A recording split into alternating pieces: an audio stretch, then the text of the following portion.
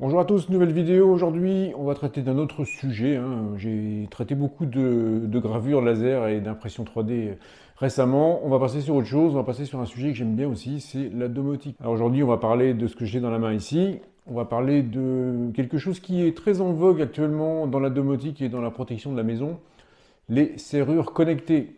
Alors ici, j'ai un modèle de chez Wheelock. C'est le modèle SECBL51. On va regarder un petit peu ce que contient cet emballage, de quoi est constituée cette serrure connectée. On va regarder ensuite comment elle fonctionne et comment on la paramètre et qu'est-ce que ça pourra nous apporter dans la vie de tous les jours. Allez, on va commencer par déballer ce carton et regarder ça ensemble. Donc voilà, j'ai retiré le film plastique pour aller plus vite et on va ouvrir, il reste un petit bout là, on va ouvrir cette serrure connectée de chez Wheelock. Alors, on va tirer sur les petites languettes qu'il y a là. C'est fait exprès. Voilà. Alors ici, on a des conseils d'utilisation. Alors déjà, il y a du français. Ça, c'est bien. Alors, on a des notices. On a un paquet de notices là. Donc, on va pouvoir faire du tri parce qu'il y a toutes les langues, chacune sur un papier. Donc ça, on va faire du tri. Et là, on arrive. Voilà. La serrure connectée de chez Wheelock. Alors on a un côté ici, on va voir le côté justement de serrure connectée qui va se trouver à l'extérieur, donc lecteur d'empreintes digitales. Et de l'autre côté, on aura tout simplement un bouton. Donc il n'y aura plus lieu d'avoir une clé pour déverrouiller votre porte. Le bouton sera à l'intérieur et vous pourrez déverrouiller de manière très facile votre porte. Donc voilà. On va sortir l'ensemble, c'est lourd, hein. Alors ici, voilà, on a un canon standard avec son taraudage ici, hein, classiquement comme dans toutes les portes. Et là, on voit bien que là, il n'y a rien de connecté, rien de configuré, donc ça tourne dans le vide, à part le bouton qui lui fait tourner le petit pen qui est ici. Donc ça, c'est pour la serrure. Et on a une petite boîte ici, je vais la remettre comme ça. Alors, on a une petite boîte d'accessoires qui va avec. Qu'est-ce qu'on va trouver? Alors, on va trouver premièrement des badges. Ce sont des badges RFID donc, qui vont pouvoir être programmés sur la serrure. Donc ça peut être très bien pour des enfants à qui on ne veut pas forcément donner de clé. On donne un badge RFID. Et puis, si malheureusement, il perd son badge ou qu'il ne sait plus où est-ce qu'il l'a mis, eh bien, on le désactive. Comme ça, personne ne pourra plus s'en servir. Donc ça, c'est pas mal. Donc il y en a 3. Je pense qu'on peut en racheter d'autres si on a besoin. Sur le site de Wheelock, ça à regarder. Ici, on a une petite rallonge. Alors, tout dépendra de l'épaisseur de votre porte et de l'emplacement où vous mettrez votre barillet. Ici, on a un petit tournevis cruciforme, un petit outil pour aller mettre en place. On a une petite clé à laine, un peu de visserie. Et ici, on a la vis avec son frein filet bleu dessus, là. Ça va être la vis pour remettre la serrure, enfin le barillet dans votre porte à la place de votre barillet initial. La première opération à réaliser sur votre serrure, ça va être d'installer les piles. Cette serrure fonctionne donc avec 3 piles type LR03, hein, des AAA. Donc pour ce faire, on va démonter le capot. Ici, on a une petite vis sur le côté. Je vous mets en incrustation d'image le démontage et l'installation des piles. Donc vous retirez la petite vis, vous retirez le capot. Au passage, sous ce capot, vous avez également une autre petite vis qui permet d'agrandir la serrure. Si vous avez besoin de la décaler un petit peu, vous allez pouvoir la faire coulisser et l'agrandir suivant la configuration de votre porte. Alors, sur le boîtier pile, vous avez le sens de montage de chaque pile. Vous allez pouvoir les mettre sans vous tromper. Ensuite, vous refermez le petit couvercle qui est à l'arrière et vous venez y mettre une vis que vous allez trouver dans la petite boîte d'accessoires. Une fois que les piles sont installées, vous allez pouvoir commencer à démarrer votre serrure. Je vais vous montrer quand même quelque chose, c'est que vous avez ici à l'arrière un petit port USB qui va vous permettre de connecter au cas où vous arriverez en fin de vie des batteries, en fin de vie des piles et que vous ne les auriez pas changées avant. Alors, il faut savoir que vous avez des messages d'alerte qui va vous indiquer que les batteries arrivent en fin de vie. Donc n'hésitez pas à les changer à ce moment-là, ça vous évitera d'être en ultime secours avec une batterie. Mais si jamais vous avez un moindre problème sur les piles, vous allez pouvoir ici, dans cette prise, connecter une batterie externe ou même votre téléphone et pouvoir déverrouiller votre serrure pour pouvoir changer les piles ultérieurement, bien évidemment. Mais vous avez cette solution d'ultime secours. Une fois que les piles sont installées, la serrure est prête à servir. La première chose à faire pour commencer à configurer votre serrure. Alors, je ne vais pas vous montrer la configuration de la serrure parce que franchement, la doc, c'est un jeu d'enfant. C'est vraiment super bien expliqué, c'est super bien fait. J'ai pas de plus-value à vous montrer ce qu'il y a là-dedans. C'est vraiment très simple à faire. C'est détaillé avec des dessins. Tout est bien expliqué. Il n'y a vraiment rien de compliqué. Et la première chose à faire, c'est juste de configurer l'empreinte administrateur qui va être l'empreinte qui va vous permettre d'accéder à tous les menus de configuration de la serrure, ajouter des empreintes digitales, retirer des empreintes digitales, autoriser des cartes, des badges RFID, en modifier la durée, en supprimer. Vous allez pouvoir avec cette empreinte administrateur aller naviguer dans tous les menus. Et ensuite, vous allez pouvoir ajouter des empreintes, donc on peut en mettre jusqu'à 97. La première opération, il suffit juste d'appuyer sur le petit bouton ici. Alors le petit bouton, vous voyez, ça allume. Moi, il y a un petit écran. Toutes les opérations sont indiquées sur le petit écran. Donc pour la première opération de configuration de l'empreinte administrateur, vous restez appuyé sur le bouton. Alors ils disent 5 secondes, mais il faut rester appuyé plus longtemps parce que vous avez un petit menu qui s'affiche et vous avez l'impression que c'est bon, mais si on arrête là, c'est pas bon du tout. Vous restez appuyé jusqu'à temps que ce soit marqué ici admin. Et là, vous allez avoir le message d'administrateur pour configurer votre empreinte. Et là, après, une fois que ça c'est fait, vous allez pouvoir rentrer dans tous les menus et configurer votre serrure à votre guise, suivant votre utilisation. Donc ma serrure est prête, elle est configurée. Je vais plutôt vous montrer son utilisation plutôt que sa configuration, comme je vous l'ai dit, qui était vraiment bien expliquée dans la doc. Je dois l'installer sur ma porte de garage parce que c'est une porte qu'on utilise souvent. Le côté bouton intérieur va être très pratique, ça évitera de ressortir la clé pour déverrouiller la porte de l'intérieur. Et ça va éviter également de sortir la clé quand on va ouvrir cette porte avec la serrure connectée, ça va être vraiment top. Par contre, aujourd'hui, il pleut des cordes, donc je ne pourrai pas filmer dehors, ça va être impossible. Donc je vais l'installer sur une porte intermédiaire, celle qui va de mon arrière-cuisine vers mon garage. Je vais l'installer ici pour vous montrer son fonctionnement et je la réinstallerai sur la porte de garage ultérieurement parce que là je ne peux vraiment pas. Il tombe vraiment des cordes aujourd'hui ici en Normandie, donc ça ne va pas être possible de filmer dehors. Je descends, je l'installe sur ma porte intermédiaire et on va regarder ensemble son fonctionnement. Alors comme je vous ai dit, je ne peux pas faire ça dehors puisqu'il fait une météo exécrable aujourd'hui. Je vais faire ça sur cette porte-là. Je vais monter l'ensemble de la serrure. Ça va permettre de regarder un peu son fonctionnement. C'est exactement le même principe de porte que celle où je mettrai la serrure après, qui est sur mon garage. Mais je ne peux pas le faire maintenant. Donc je vais commencer par démonter le barillet qui est en place. Pour ça, je vais retirer la vis.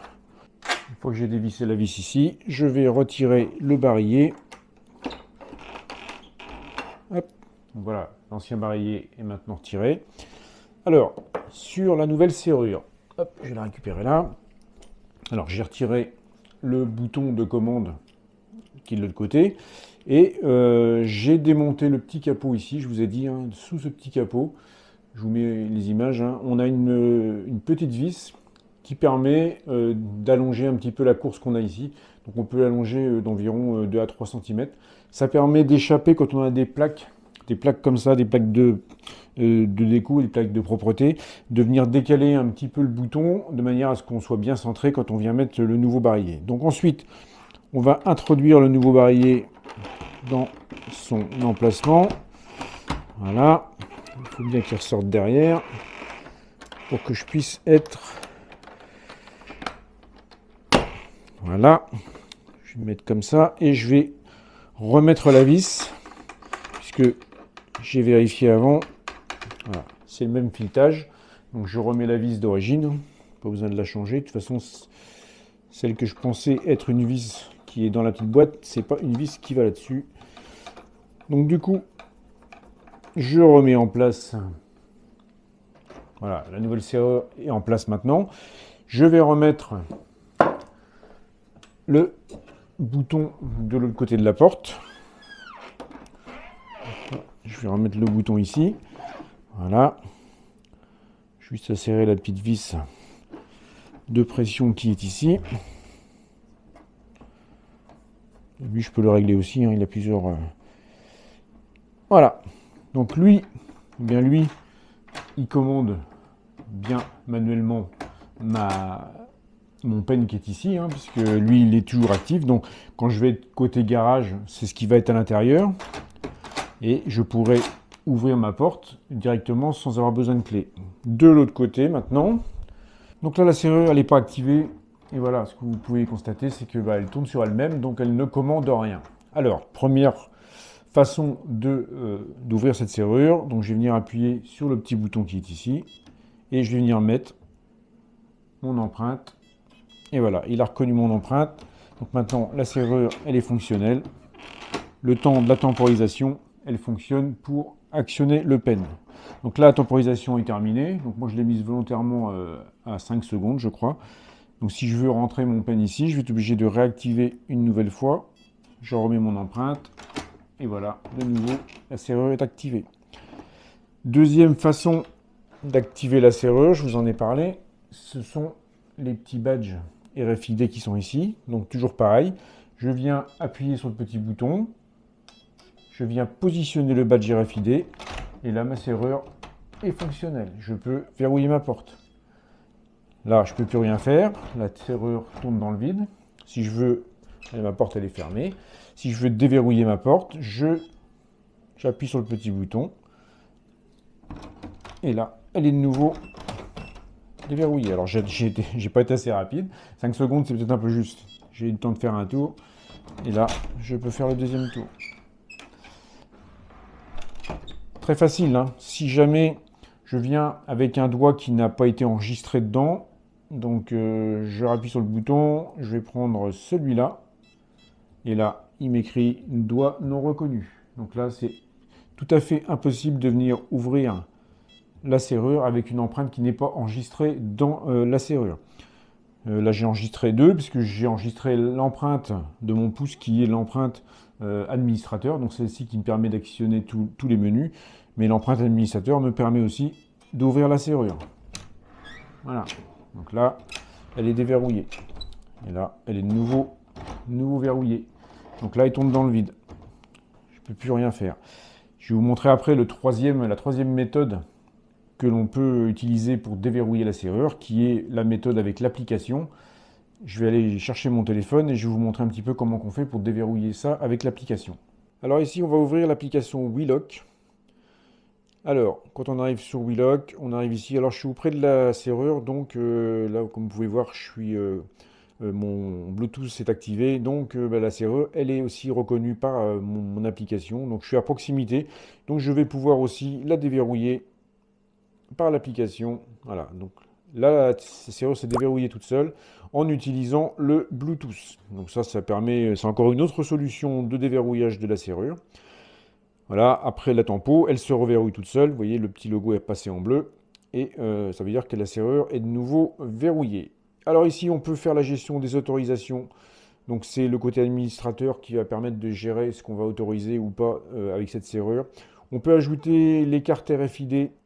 On peut donc les ajouter, les paramétrer. Si on veut donner une carte RFID avec une période donnée, avec une date de début, une date de fin, une heure de début, une heure de fin, on peut très bien le faire dans cet écran-là. Vous voyez ici, c'est coché par défaut n'importe quand. Mais on peut aller modifier les heures de début et de fin. On peut également aller supprimer une carte. Il suffit de scanner son petit QR code si on l'a. Sinon, on va supprimer dans la liste des cartes qui sont enregistrées dans l'application. On peut aller supprimer des empreintes digitales, on peut modifier un code de déverrouillage, on peut vérifier l'historique. Donc sur cet écran, on va voir le nombre de fois et comment a été déverrouillée et verrouillée la serrure. Que ce soit ici, on voit des badges RFID, ici au-dessus, on voit que ça a été fait avec l'empreinte. Et si on va jusqu'au bout, on devrait voir aussi qu'on a été fait avec le téléphone. Voilà, ça a été fait avec le téléphone, vous voyez, ça on le voit tout de suite. Donc ça, c'est aussi intéressant de savoir qui a ouvert, qui a fermé, à quel moment ça a été actionné. On peut télécharger cet enregistrement ici avec ce petit onglet qui est ici. Ici, synchronisation de l'heure, c'est pour synchroniser l'heure de la serrure avec votre téléphone. Retour aux paramètres qui est ici, c'est le retour aux paramètres d'usine. Au secours, c'est pour avoir de l'aide. Et le petit logo jaune que vous voyez en bas à gauche, ici, va vous permettre de connecter la serrure avec votre batterie externe. Comme vous pouvez voir ici sur le petit écran, on a une petite vidéo qui va vous expliquer comment faire si vous n'avez plus de piles dans votre serrure et vous devez la connecter avec une batterie ou avec votre téléphone. Voilà un peu pour l'application. On peut avoir encore, ici je vais arrêter la vidéo, on a encore d'autres. Ici on a Wi-Fi Box, donc je ne vais pas le connecter parce que je ne suis pas j'ai arrêté mes données. Mais ici, on peut connecter aussi la serrure avec un boîtier supplémentaire en Wi-Fi à votre box et vous allez pouvoir la commander avec des assistants vocaux comme Alexa. Et vous pourrez directement commander par l'application, puisqu'elle est connectée en Wi-Fi, l'ouverture et la fermeture de votre porte, même si vous n'êtes pas à la maison. Donc ça, c'est un petit boîtier. Je vous mets là en incrustation d'image, vous allez voir ce petit boîtier qui est le boîtier de commande Wi-Fi que vous pouvez additionner et prendre en option pour commander votre serrure avec le Wi-Fi de la maison. Et ici, on peut voir tous les paramètres. Donc, on retrouve les icônes qu'on a vues tout à l'heure.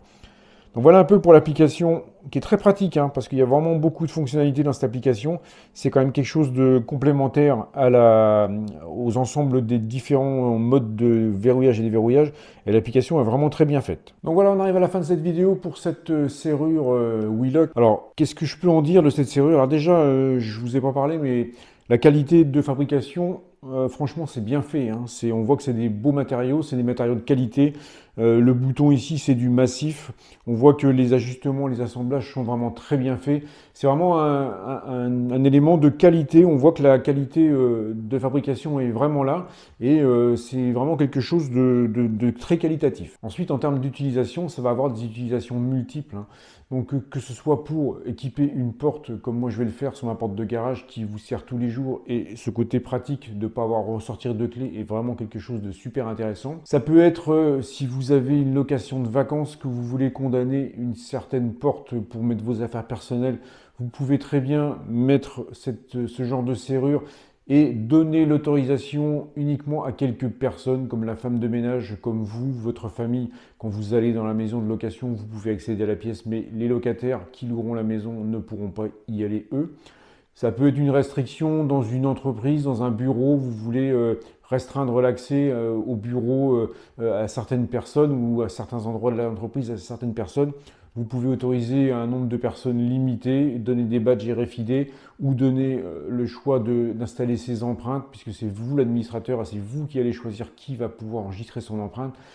Donc il y a beaucoup d'applications pour ce type de serrure. Je pense que c'est quelque chose qui est quand même très bien. Avec l'option du boîtier Wi-Fi, vous pouvez également la connecter avec votre box. Donc ça veut dire quoi? Ça veut dire que vous allez pouvoir l'actionner à distance quand vous n'êtes pas chez vous et que vous voulez ouvrir la porte à votre enfant, que vous voulez vérifier si votre enfant est rentré. Vous allez avoir le journal des ouvertures et des fermetures avec les horaires, à quelle heure ça a été ouvert, à quelle heure ça a été fermé.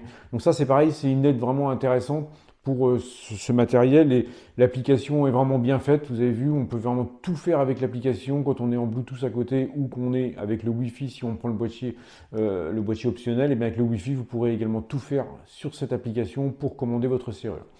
Donc voilà, petit retour sur cette serrure. Moi, je suis vraiment bluffé, je suis vraiment intéressé par ce type de produit parce que c'est vraiment bien. Ça nous simplifie la vie et c'est ce qu'on cherche aujourd'hui, d'avoir des choses comme ça qui sont technologiques, de bonne qualité et qui vont nous simplifier la vie. Donc comme toujours, si vous avez des questions, n'hésitez pas à mettre un petit commentaire. N'hésitez pas à regarder dans la description. Si j'ai des liens avec des codes promo, je vous les mettrai dans la description.